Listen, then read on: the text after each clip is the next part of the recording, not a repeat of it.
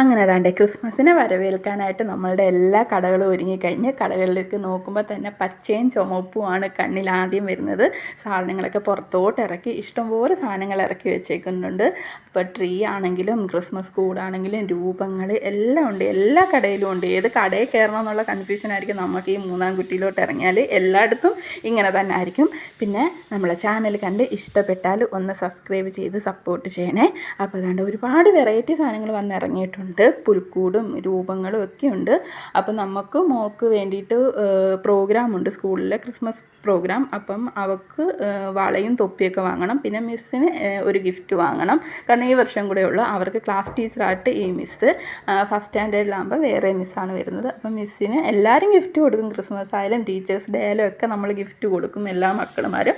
അപ്പോൾ ക്രിസ്മസിനും മിസ്സിനും എന്തെങ്കിലും ഒരു ഗിഫ്റ്റ് വാങ്ങണമെന്ന് തോന്നി. പിന്നെ നമ്മൾ ഈ വർഷം ക്രിസ്മസ് ഒന്നും ഒരുക്കുന്നില്ല.